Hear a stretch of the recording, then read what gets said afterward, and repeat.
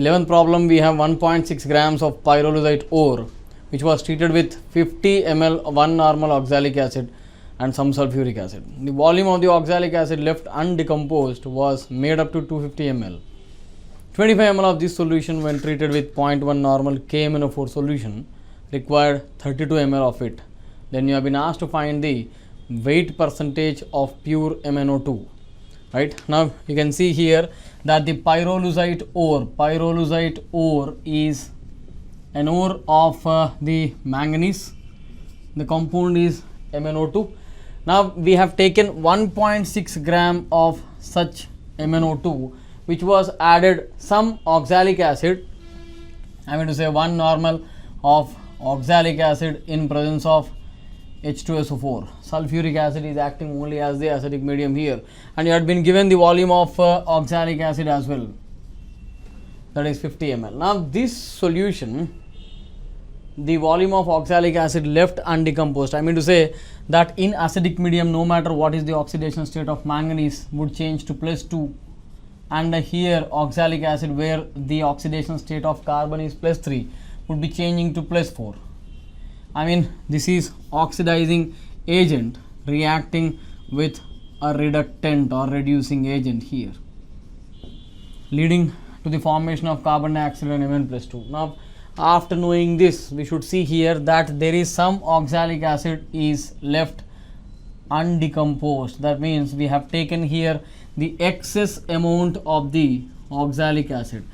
We have taken excess, that is the reason why some oxalic acid is remaining. I mean to say here this MnO2 substance is reacting or acting as the limiting reagent. Now it is given to find the excess of oxalic acid that is remaining in the solution. You have back titrated. Remember my dear students, when the substance which is added in the first reaction remains, when you try to find out its amount by doing titration once again, you call it as back titration, and you could see here that this was made up to 250 ml and 25 ml of this remaining oxalic acid was back titrated with 0.1 normal 32 milliliter of KMnO4. Once again here manganese, anyways the acidic conditions are there, manganese will change its oxidation state to +2, and here the product formed from the carbon is +4, that is nothing but carbon dioxide. So what I mean to say here, when we say that the equivalents or gram equivalents of KMnO4 which is equal to normality into volume in liter, which have reacted with the oxalic acid remaining, I can write here this could be equal to the oxalic acid remaining, but these equivalents are present in 25 ml. So here when you find out the equivalents of KMnO4 are nothing but the equivalents of oxalic acid, but in 25 ml the original solution is in 250 ml. So in order to find out the equivalents of this oxalic acid which are initially present in 250 ml, you have to equate that with the KMnO4. Along with that you have to multiply this with 10 so that you can get this multiplication factor. You can see that these are the equivalents which are present in 25 ml, hence I am finding out the equivalents in 250 ml just by multiplying with 10. Now these are the equivalents of oxalic acid that are remaining after the first reaction, and you had been given the equivalents of oxalic acid which are being initially taken as 1 into 50 into 10 to the power minus 3, that is normality into volume in liter. Volume is given in milliliter, I am dividing with 1000. So here you can see my dear students that this is 32 into 10 power minus 3. These are the equivalents of sulfuric acid remaining. These are the equivalents of oxalic acid remaining. These are the equivalents of oxalic acid which are initially taken. Therefore, the oxalic acid equivalents that have reacted with pyrolusite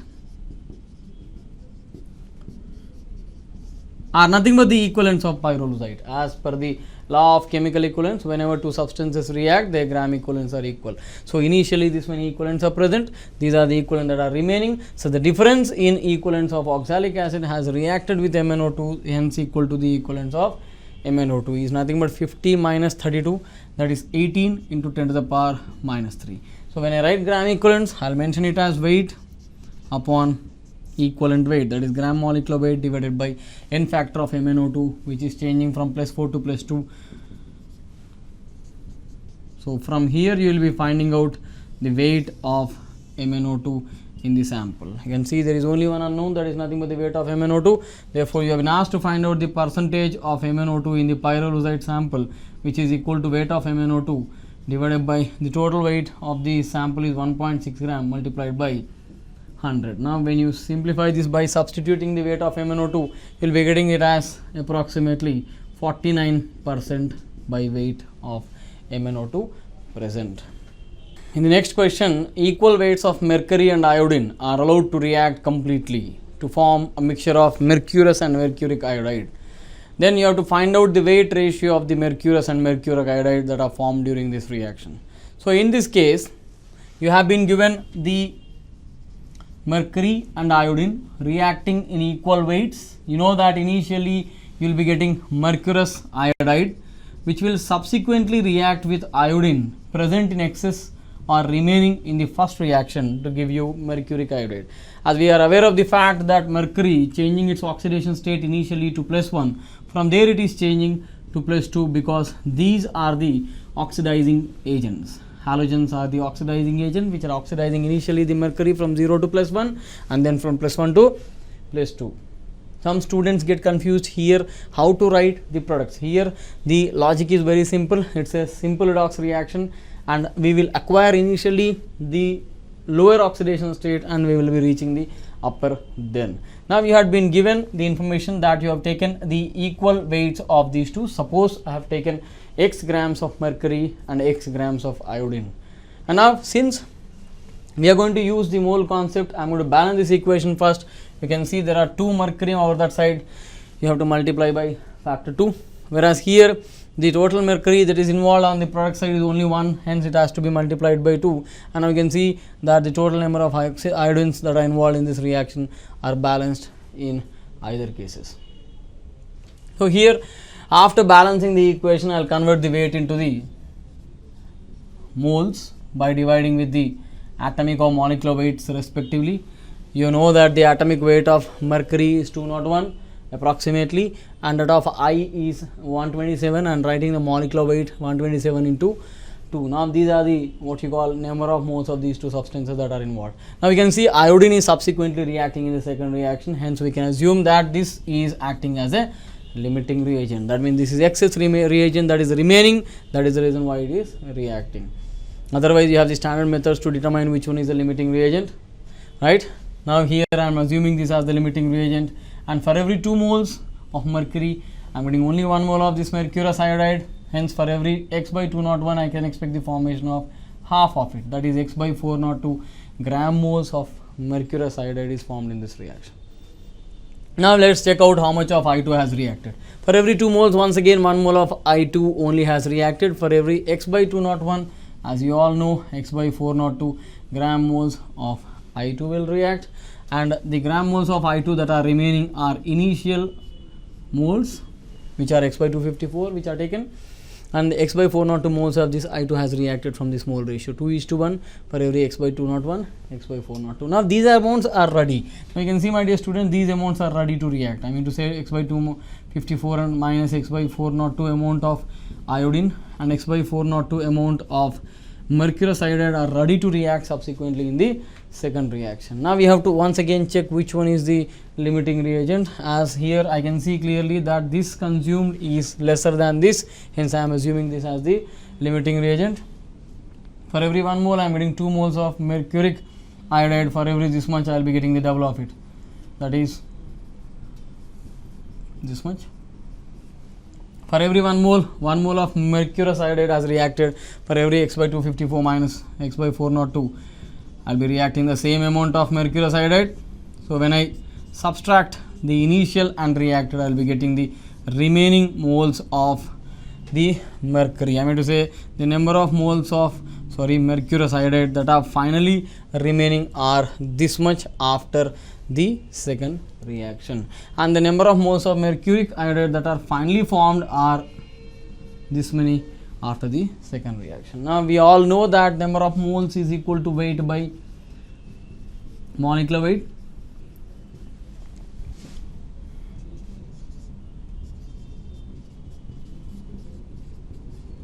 Now, therefore, the weight ratio of mercurous iodide and mercuric iodide in terms of X can be obtained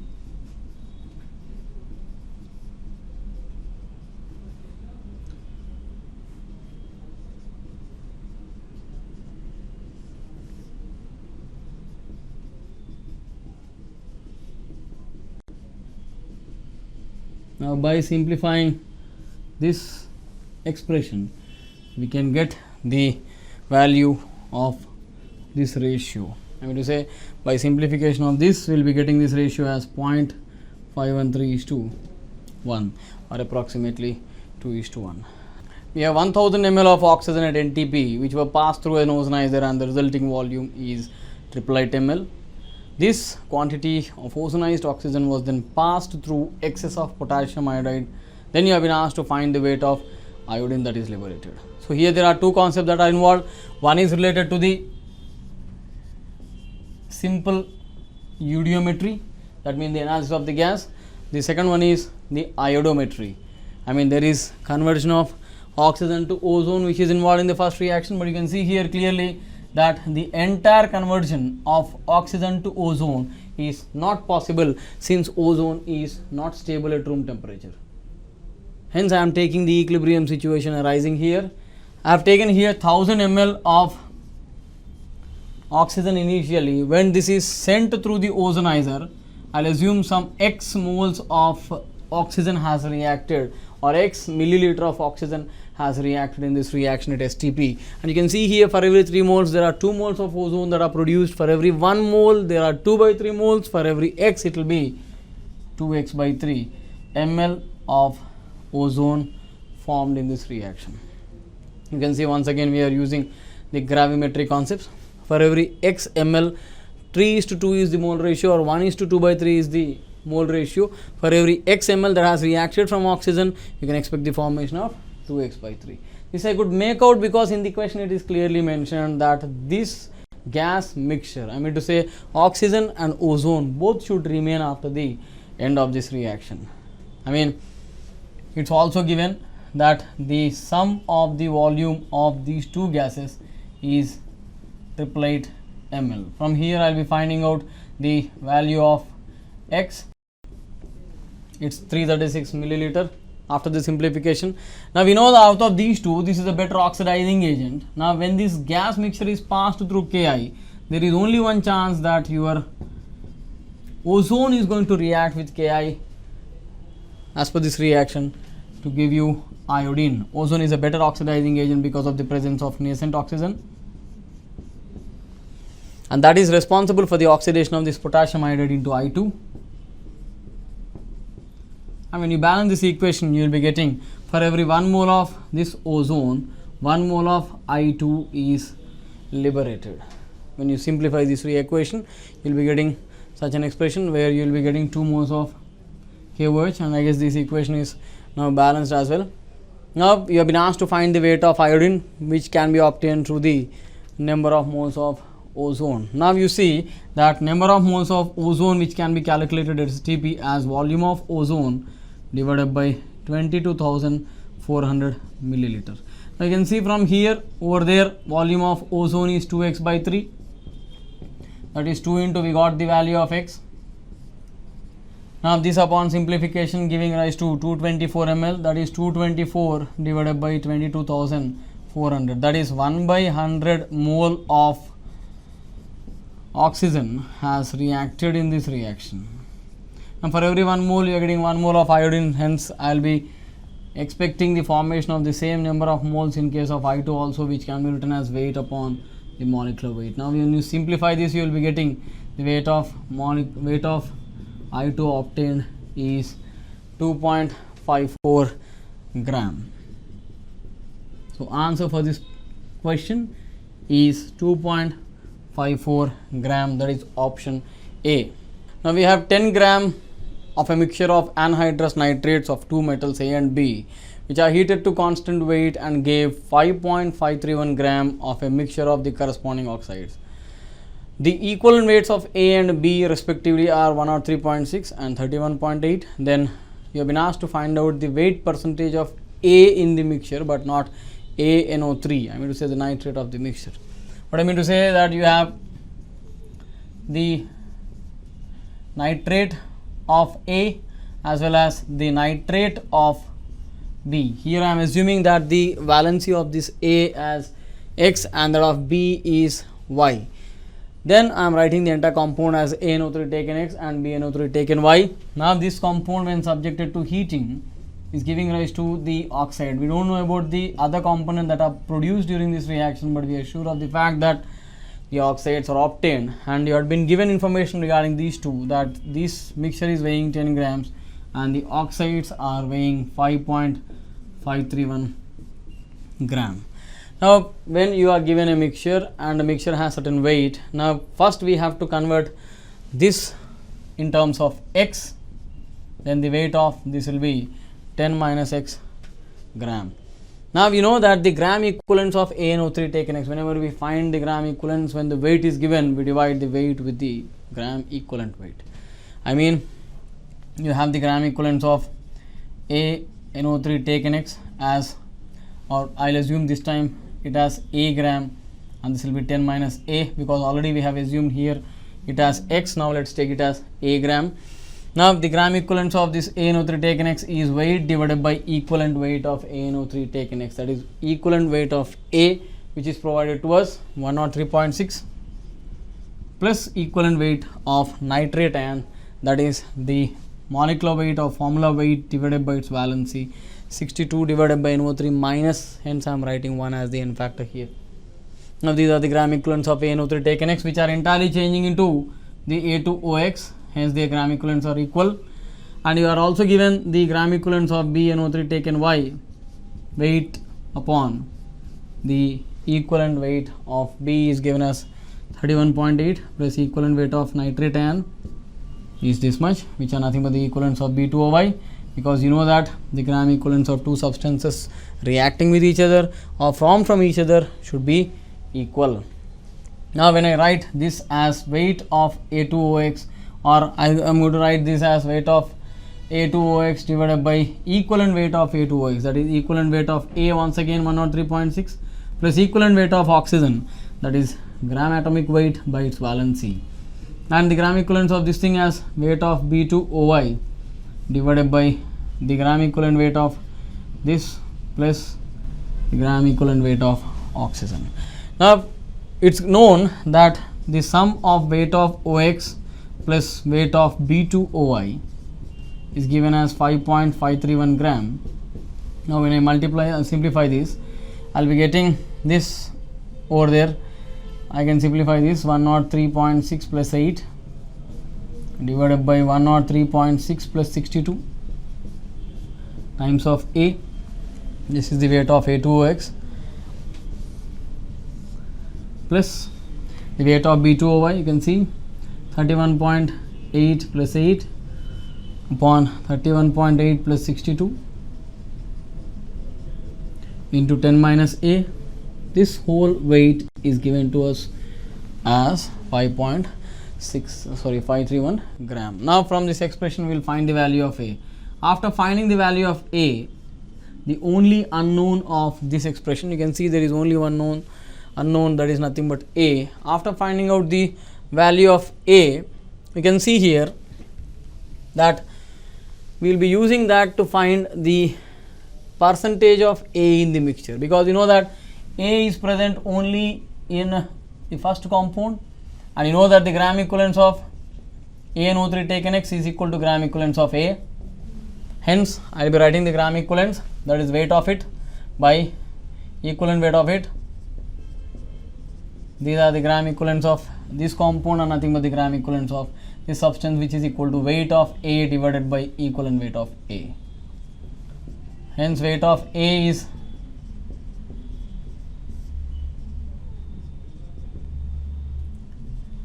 this many grams you got. You are substituting anyway the value of A here, then you have been given the weight percentage of A in the mixture as weight of A upon the total weight of the mixture into 100, that is 103.6 A by 165.6 into 10 is going to be your final answer. So here you will be substituting the value of A to get your right answer, and it is 32.28% of A is found in the mixture. We have a solution of hydrogen peroxide which is labeled as 20 volume, which was left open for some time. Due to this, some H2O2 decomposed and the volume strength of the solution is decreased. To determine the new volume strength of H2O2 solution, 10 ml of this solution was taken and it was diluted to 100 ml, and this diluted solution then picked up 10 ml, and this was finally titrated with KMnO4 using 0.025 molar and 25 ml of the solution. Then you have been asked to find the volume strength of H2O2. Now initially you have the sample of H2O2 which is written as 20 volumes, which was left open for some time. Then we got a new sample or decomposed sample of H2O2. Its volume strength obviously will decrease because of the decomposition of H2O2, because you know that H2O2 is decomposing at room temperature itself to give you, it's a disproportionation reaction. You can see the change in oxidation state from -1 to -2, that is the reduction as well as the oxidation. Now this decomposed, we have taken 10 ml, this was added water, then we made it to 100 ml, then this was picked 10 ml. This solution, diluted H2O2, was titrated with KMnO4, which is given to us as 0.025 molar, 25 milliliter of it. Now, assuming that this reaction is taking place under acidic medium and the change in oxidation state, anyways, from +7 to +2, this is reduced, hence O2 will be oxidized, and subsequently finding out the N factor of this KMnO4 over here, as +7 to +2 is the change, then the N factor is 5. Now you will be writing the gram equivalents of KMnO4 in acidic medium have reacted with the H2O2 in 10 ml diluted solution. Now the gram equivalents of any two substances reacting are equal. The gram equivalents of KMnO4 as per this data is molarity. When we multiply the molarity with the N factor, we will be getting the normality to 25 divided by 1000. That is normality, molarity into N factor into volume in liter. Volume in liter, we got the equivalents of KMnO4 which has reacted with the equivalents of H2O2 in dilute phase. Now we know that when the gram equivalents of H2O2 over here are this many, the gram equivalents of this H2O2 in 100 ml will be 10 times of it. I am going to say 0.0245 into 125. I am simplifying this, divided by 100. I am multiplying this with 10 so that I can get the gram equivalents of this thing in 100 ml, because I know that these are in 10 ml. Hence, to find out in 100 ml, I am multiplying this with 10, where the 0 got cancelled and we got this information. Now we know that these are the gram equivalents of H2O2 which are present in 10 ml of original solution. I am going to say this solution have the equivalents equal. Suppose if I assume that the equivalents of H2O2 over here are E, here it will be E as well, because upon dilution the gram equivalents does not change. Whereas when you pick some amount from it, it will become 1/10 of it, because you have picked up 10 ml of dilute solution from that. I am repeating here, the gram equivalents does not change, or gram moles weight does not change upon dilution. Here if the gram equivalents are E, here also it will be E, but when you are picking up certain amount from it, it will be reduced. I mean to say here 100 ml has become 10 ml, then accordingly the gram equivalents of H2O2 will be decreased. And now these are the gram equivalents of H2O2 that are present in 10 ml original solution. This is dilute, this is original solution. Now after getting the gram equivalents of H2O2 in original solution, you will be finding out the normality of H2O2 equal to gram equivalents of H2O2 divided by volume of the solution in liter. When you divide the gram equivalents with the volume, you will be getting the normality, and you know finally that the volume strength of H2O2 solution is 5.6 times of normality of H2O2. Hence when I multiply that entire value with 5.6, I am going to get my answer. I mean to say the volume strength of H2O2 finally is obtained as 17.136 volumes. You can see here it has decreased, and the answer for this question is 17.136 volumes. We have 200 milliliter of a solution of a mixture of sodium hydroxide and sodium carbonate, which was first titrated with HCl using phenolphthalein as indicator, and HCl required was 17.5 ml for this endpoint.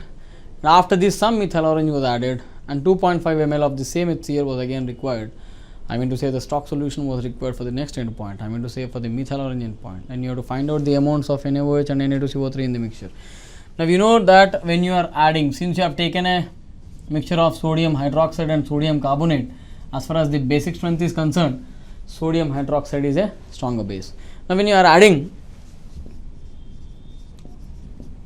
HCl in it, the first reaction will be between these two, where you will not be able to find or trace out any end point, because the conjugate base of phenolphthalein, because you know that this you have added along with the phenolphthalein, which is going to react with it. Phenolphthalein is a weak organic acid.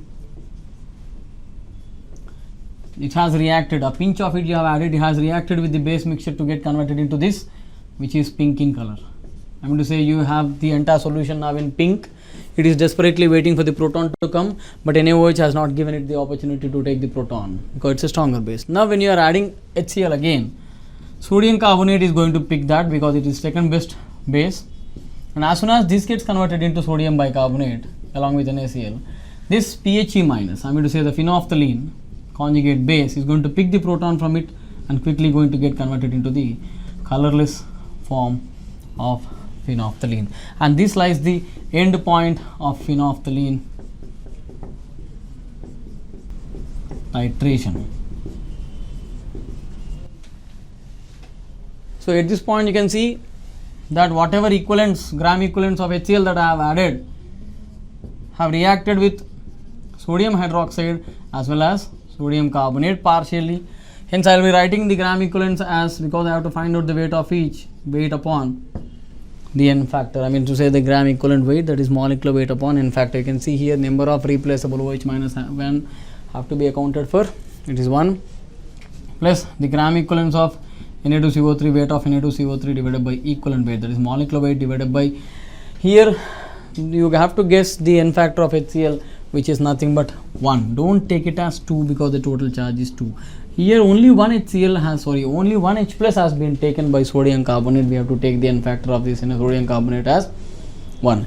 If 2 H plus are taken by this base, then we will take the N factor as 2. But only partial neutralization is taking place. We have to take the N factor as 1, which is equal to the normality of HCl, which is given as 1 normal, and the volume of HCl which is used for the titration is 7.5 milliliter. So when I multiply the normality with volume in liter, I will be getting the gram equivalents. Now these are the gram equivalents of HCl which have reacted for the phenolphthalein end point. Now what we did is we have added some methyl orange and we continued our titration. We know that sodium carbonate is the only substance which is left over to react with the HCl, and when you add this methyl orange over there, it will quickly grab H2CO3,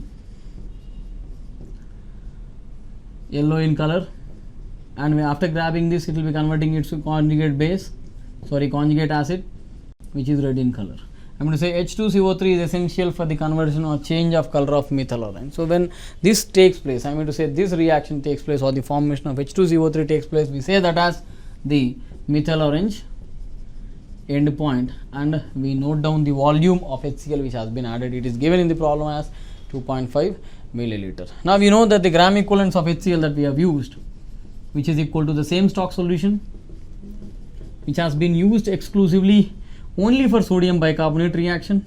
And you can see initially we didn't take any sodium bicarbonate in our mixture. So we have to see from where we have obtained the sodium bicarbonate. So you can see clearly that sodium bicarbonate is obtained from sodium carbonate, hence their gram equivalents are equal. Once again I will be writing this as weight upon equivalent weight, that is molecular weight upon n factor. So now we have one more expression for the weight of Na2CO3. So we have two equations. One is pertaining to the weight of NaOH as well as Na2CO3. The second one is we have only the weight of Na2CO3 as the unknown. Now simplification of these two equations or solving these two equations will fetch you the value of NaOH as well as, I mean to say, the weight of NaOH as well as Na2CO3, which are obtained as 0.06 gram and 0.027 gram of these two. The next question is again on double titration. We have 50 ml of a solution containing 1 gram each sodium hydroxide, sodium bicarbonate and sodium carbonate, and were titrated with 1 normal of HCl. You have been asked to find the titer readings, I mean to say the volume of HCl in each case. In the first case, we have used only phenolphthalein as the indicator. In the second one, we have used only methyl orange as the indicator. In the third one, we have taken methyl orange as well as, I mean to say, phenolphthalein.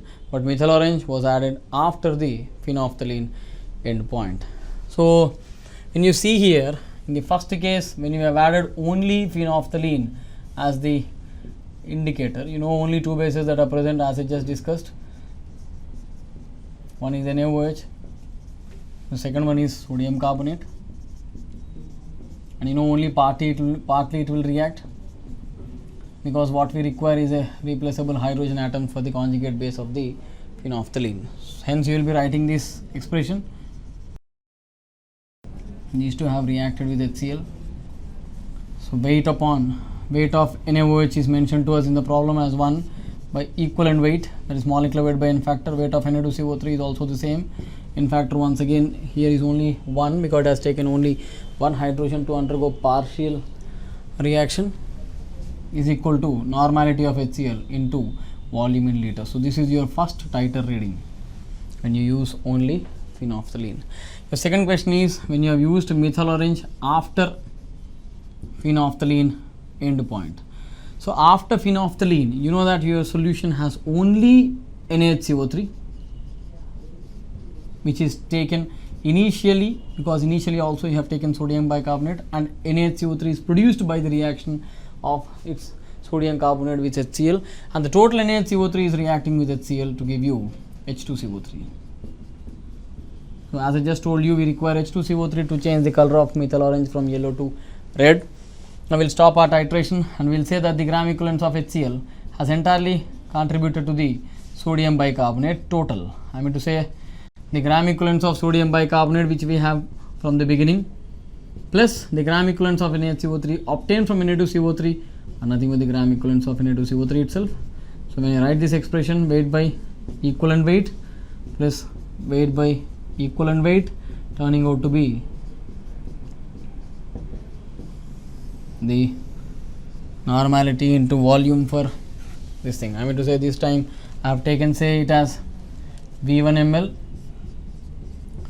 Now simplification will fetch you the values of V1 and V2. Now in the third case, only methyl orange is being used. So from the beginning we have used only methyl orange. That means we have added HCl, NaOH will completely react. No change in the color of methyl orange, it requires only H2CO3. Next, your Na2CO3 completely reacts. It doesn't require partial reaction because there is no phenolphthalein. You will be getting H2CO3. And also your sodium bicarbonate can contribute to give you H2CO3.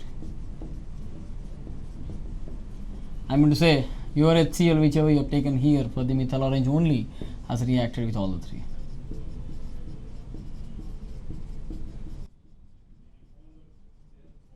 Weight upon equivalent weight in every case.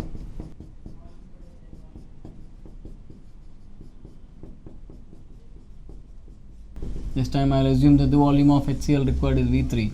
The simplification of these three equations will fetch you the values of V1, V2 and V3. V1 you will get as 34.4 ml. V2 will be 55.8 and V3 is 20.8 ml. In the next question, we have a definite amount of barium chloride and HCl with unknown normality. 20 ml of this solution was treated with 21.4 ml of 0.1 normal NaOH for complete neutralization. Further, 20 ml of the same was added 50 ml of sodium carbonate 0.1 normal, and the precipitate was filtered off, and the filtrate reacted with 10.5 ml of 0.08 normal H2SO4 using phenolphthalein as indicator. Calculate the strength of barium chloride and HCl in the mixture, that is, you have been asked to find the weight of each in the mixture. So, in this case we have a mixture of BaCl2 and HCl. Now, this mixture was first treated with NaOH, where we all know that only HCl is going to react with NaOH. So, here when I treat this and equate that to the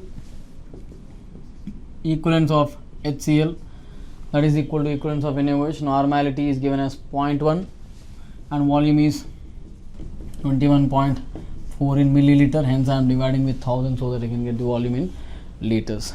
These are the equivalents of HCl, weight upon equivalent weight.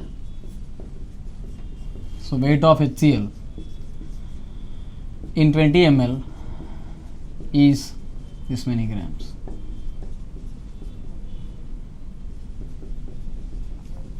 Now, if these are the equivalent that are present in 20 ml, you can find out the weight of HCl in 1 liter by multiplying with 1000 by 20, that is 50. Now, this many gram per liter are present in the given solution, and the weight of HCl in this case is obtained as 3.9 gram. So, this is one question which we need to solve. Now, this is one patterning reaction. Now, after knowing this, you know that you have once again taken 20 ml of this solution, which was added Na2CO3. Now, this time what you did is you have treated this with Na2CO3, hence I can anticipate this Na2CO3 to react with BaCl2 as well as HCl, and BaCl2 was completely eliminated, and whichever Na2CO3 is remaining had been titrated by using 0.08 normal 10.5 ml of H2SO4. That is, here when you have added this barium chloride and HCl with Na2CO3, you have added in excess. Both the substances have reacted. Your barium carbonate precipitated is eliminated, the precipitate is taken off, and the filtrate, whichever we have, the excess or remaining Na2CO3 was back titrated with H2SO4 using phenolphthalein as the indicator, and the information provided to you is regarding the H2SO4 0.08 normal and 10.5 milliliter. Hence, you will be writing the gram equivalence of H2SO4 is equal to normality into volume in liter. So, these are the gram equivalents of H2SO4 that has reacted with Na2CO3, and nothing but the equivalents of Na2CO3 that are remaining in the solution. Now, we know that the Na2CO3 which has been initially added in excess over here, information is provided to you, 0.1 normal and 50 milliliter of it. Now, you see the equivalents of Na2CO3 which have reacted with the mixture of the two is the difference.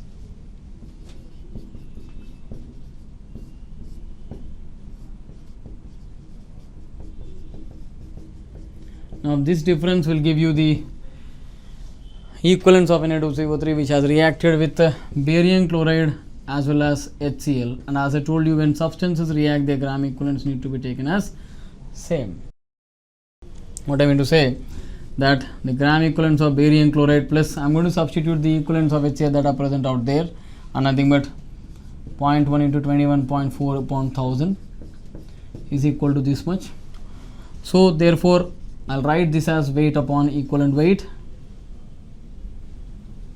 137 plus 71 is the molecular weight upon the N factor of barium chloride in this reaction is the total charge, is taken as that much, this giving rise to the weight of BaCl2 present in 20 ml. Now after getting weight of BaCl2 present over there, when I multiply this with 50, I'll be getting the weight of BaCl2 that is present in 1 liter of the solution, and the answer for this is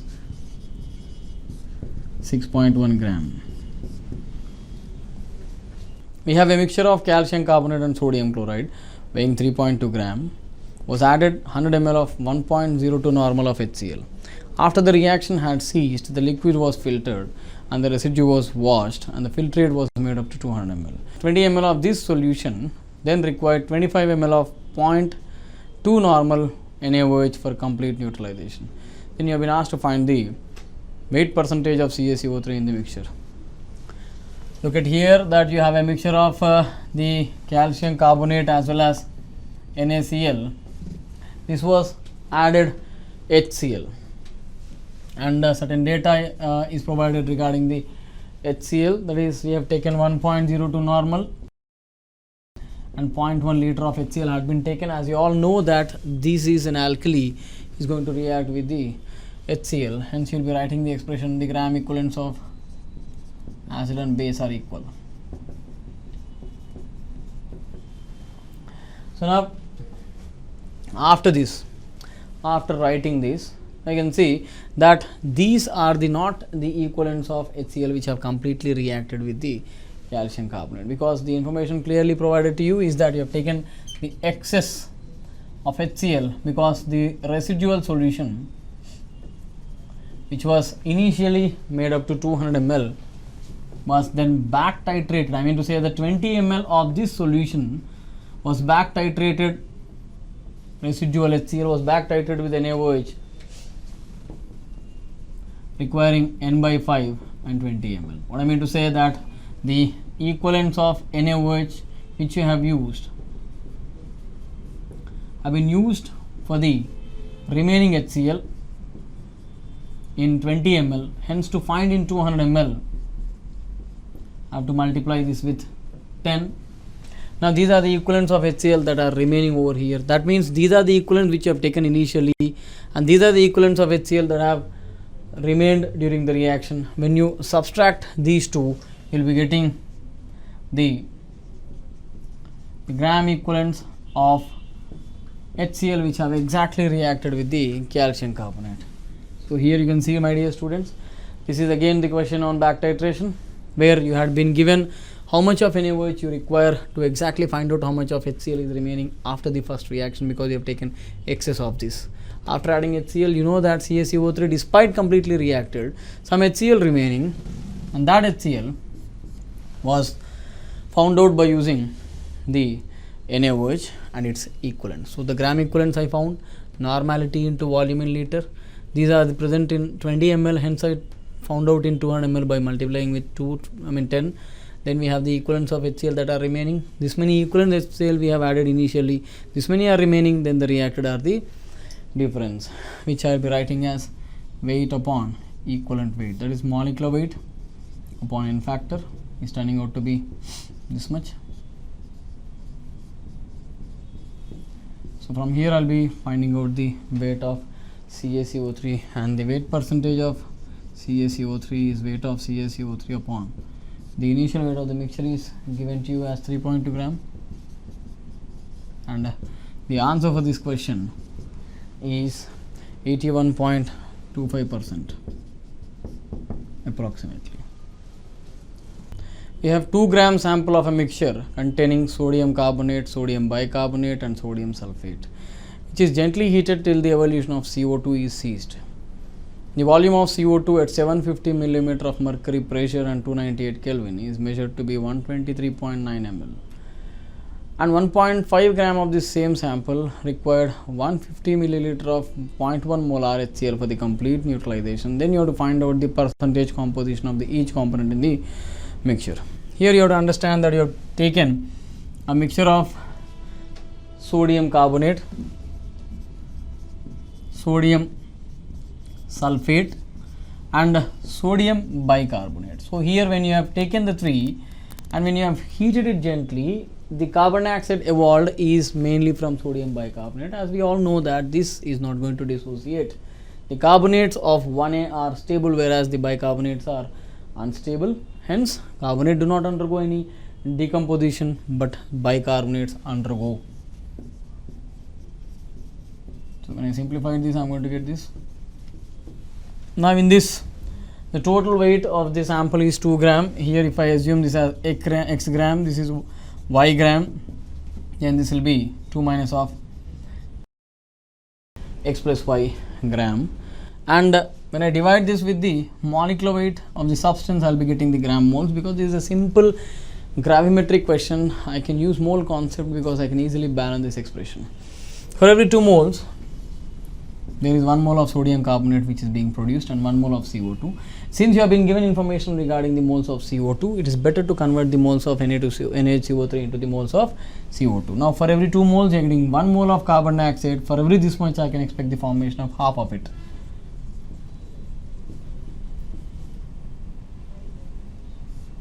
These are the number of moles of CO2 which are formed, half of this entire value.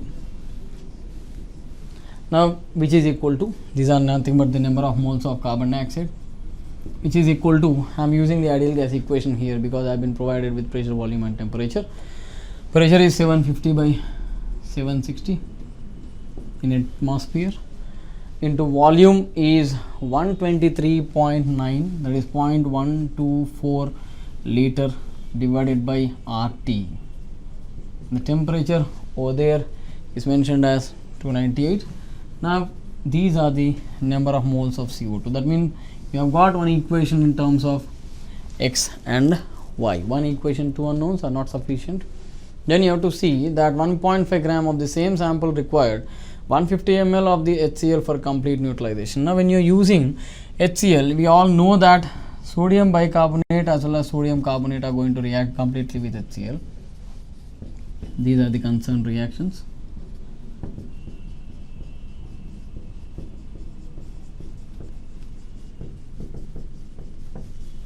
So what I mean to say that the gram equivalents of HCl which you have used totally, that is 0.1 normality into volume in liter, are going to be used for Na2CO3 as well as NaHCO3.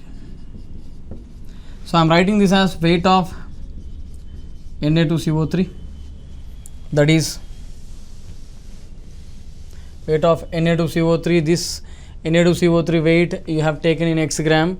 X is per 2. For 2 grams of the sample, you have taken x grams of Na2CO3.